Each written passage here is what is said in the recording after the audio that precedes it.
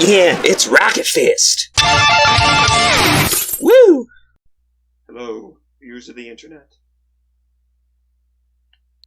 Once upon a time, there was a game that was so great that it defined the era it was born in. So great that they decided to make a sequel. And that sequel was even more awesome than the first. It was so awesome that the game company, Nintendo, could charge $20 more for it, and people still bought it. I'm here to present a different game today, ladies and gentlemen. Tears of the Kingdom is a really huge game. So, as I was playing through it, one of my goals is to try and not 100% it, but get as much done as humanly possible before I fight the final boss. However, as the what would you say? As I was starting to get tired of it, as the fatigue set in, I wanted to play a new game. A game that I haven't played before. I was kind of itching to play something that I've never played before. And, lo and behold, this was around the same time that a new game came out called Pikmin 4. So today, we're actually going to play Pikmin 1. Now, I've already played Pikmin 1. Bit of a disclaimer. I've only played it once. This is my second time I've played this game. There are many, many playthroughs of this game on the internet. People who are way, way better than me. There are a lot of Pikmin enthusiasts. So, I'm probably not going to be as good as those people. And that's okay. This is me just showing off a game that I actually grew to very much appreciate. This is Pikmin 1 on the Switch. Originally, for the GameCube. This is Pikmin Remastered.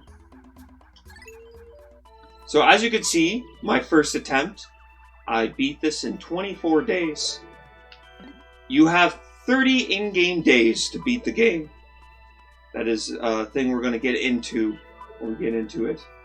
But yeah, one thing you'll notice with me on this channel is I do like to play short games. And this is definitely a short game. This is one of those games where they expect you to play it over and over and over again to try and get better and better every time. But anyways, let's get into our first cutscene. There's a little spaceman. Uh-oh, there's a space rock. Captain, you better turn this crap around. Uh-oh. Well, that can't be good. Is the engine supposed to be that on fire? Ooh, probably not.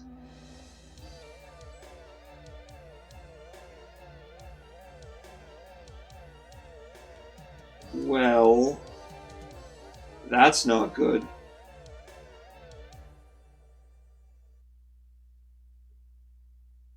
The impact site.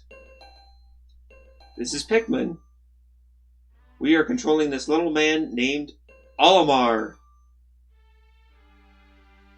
There is a name to his species, but I don't know if they tell us in this game.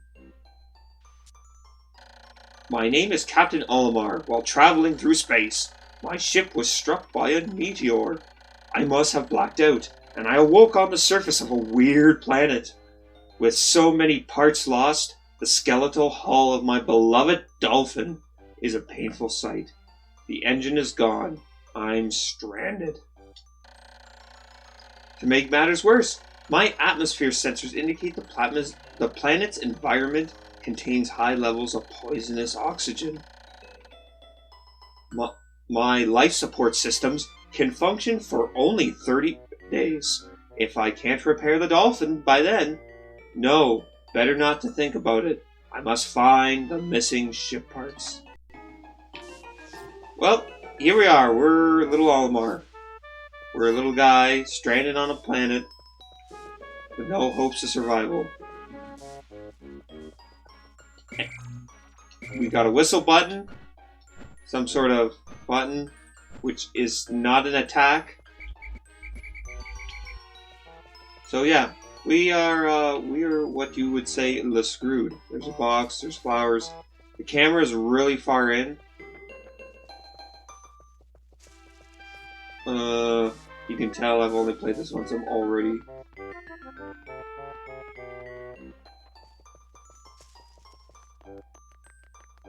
forgetting where to go. Having the camera in this far doesn't help.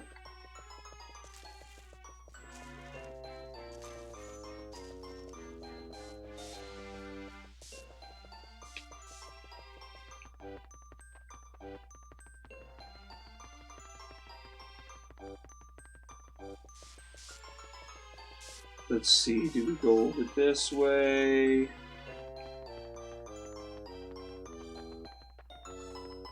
Yeah,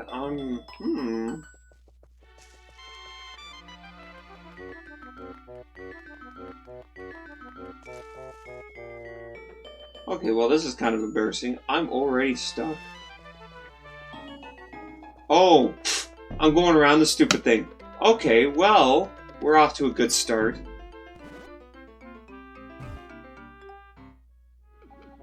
That's what happens when you zoom a camera in too much. A strange red thing has appeared before me. I have barely begun my search. Well, that's debatable. When it reared up as if it were waiting for me.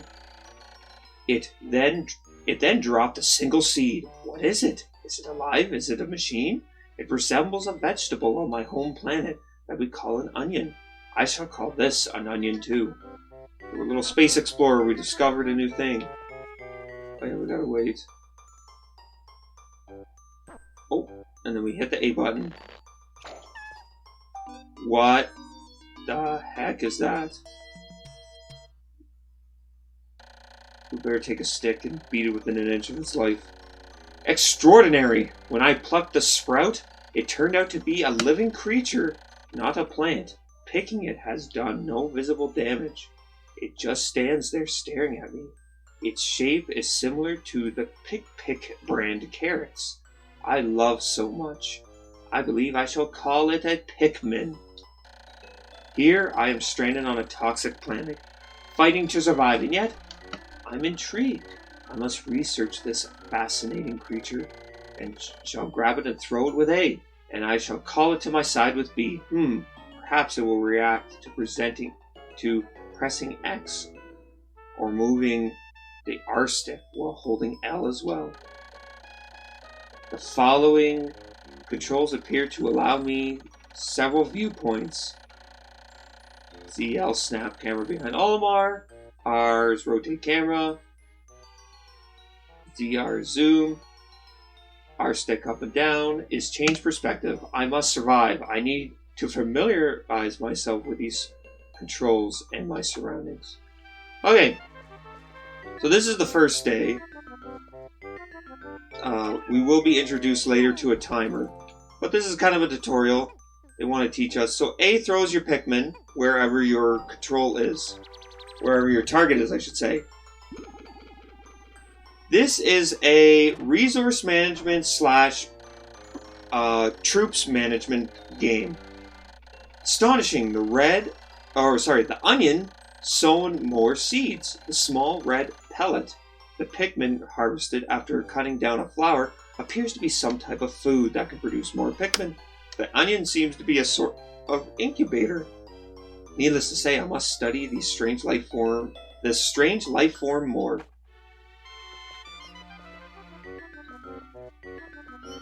So we just have to wait for them to sprout. They do take a little while. And now we do this. They break the flower, they pick it up, and then they take it back to whatever onion is theirs. We will be introduced to some more later on, but for now we got the red one.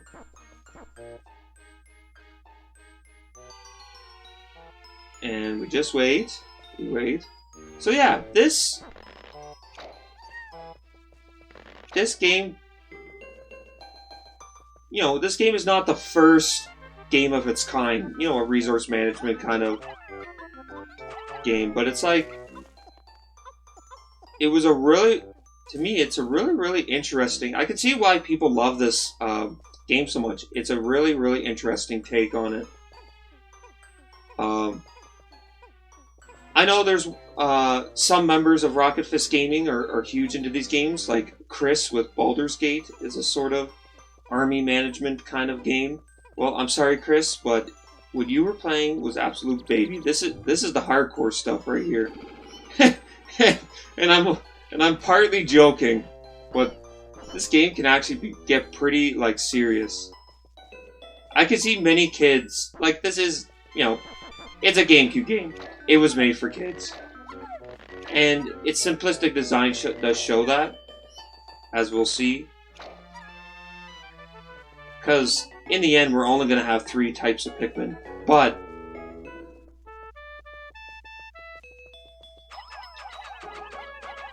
there are some cases where, like, crap's going to go bad real quickly. I mean, like, freaking...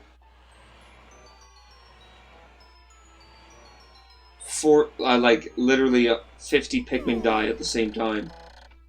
The Pikmin are as curious as children. They form groups to platform tasks that would be impossible for an individual. A glimmer of hope has begun to shine in my heart.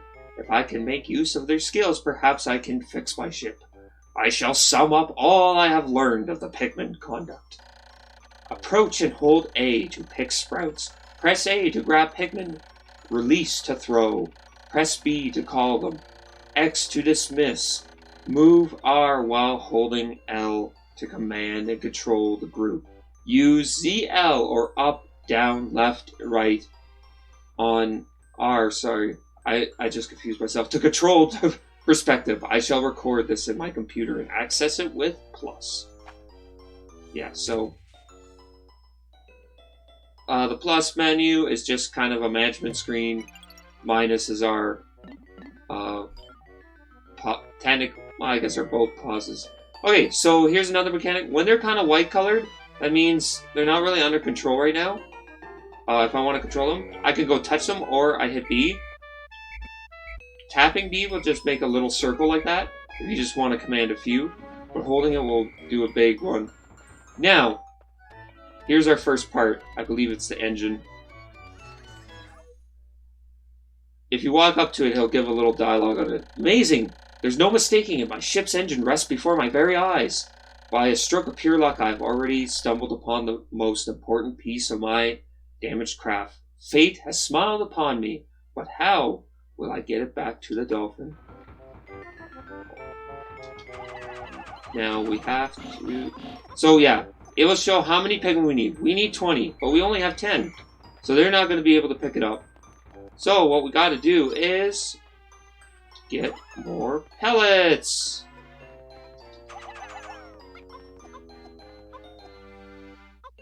There we go, there's 5. You can put more than 1. So the pellets obviously number how many Pikmin you need. And they sort of number how many Pikmin are going to be produced by it. Except if you take a pellet to an onion of the same color, it will actually produce more than what's on the pellet. Oh, 2. Do I have 2 left? That makes sense. So you can put more on. So, watch. I think they do go kind of faster, but I'm not sure. I think they're trying to push past there, but they can't.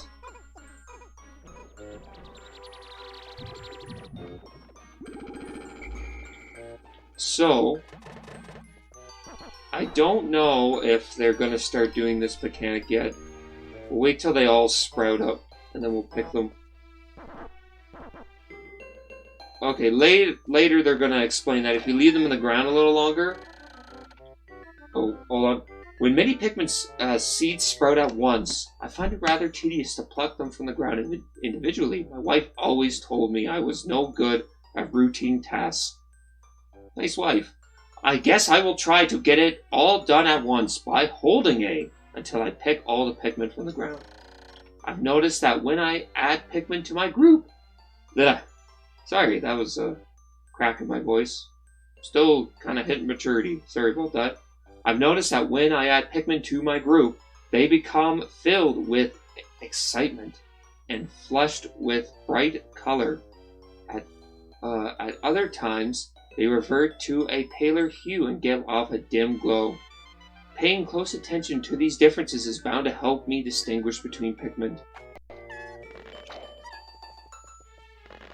I think it's just talking about, like I said before, they're kind of a faded color when they're not following you. Okay, so yeah, holding A is what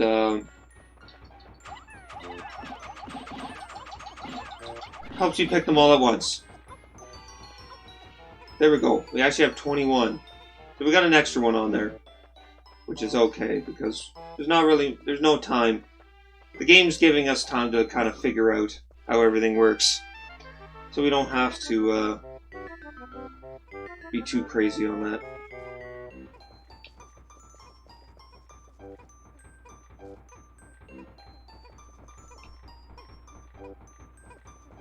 But yeah, you'll see, once we get into the meat and potatoes of the game, it's all about how quick you can get this stuff done.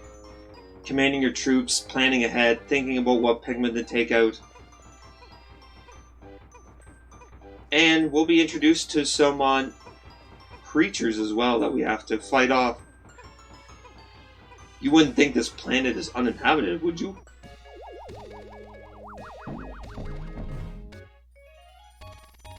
Yeah, our ship's pretty wrecked. But the parts will slowly build everything back together.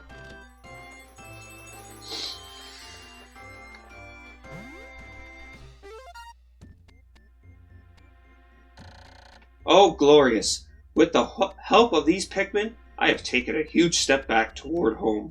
My ship can once again lift off. The glimmer of hope is beginning to burn more brightly. But what has become of the remaining parts? The search starts tomorrow. So, the tutorial ends. And that's the end. I don't know if it's the end of the part. I'm just going to record a whole bunch and then decide when to end the episodes. Whenever I get around to editing this, which, honestly, by my current streak, probably not for a year. I still have to put Metroid Fusion online, and I have to finish Halo, so that's a bit of a time dating this. One day since Impact, I have somehow managed to launch the Dolphin, but I was surprised to see the Onion lift off with me. Perhaps the Pikmin cannot survive overnight on the planet's surface, or have they merely decided to join me for other reasons? Either way, it seems they will help me again tomorrow. The Dolphin is missing 29 parts. If I can't recover them all, I may never return home to my family on planet Hokotate. Analysis shows the life support systems will function for only 29 more days. How can I repair the Dolphin in such a short time? A dense forest is visible on the surface below. As it holds the keys to my survival, I'll name it the Forest of Hope. I'll explore it tomorrow. Pikmin population. So that graph just shows us how much Pikmin we've got. And it shows us our record down below. We sprouted 21 Pikmin today. We lost none in battle, we left none behind. We are going to save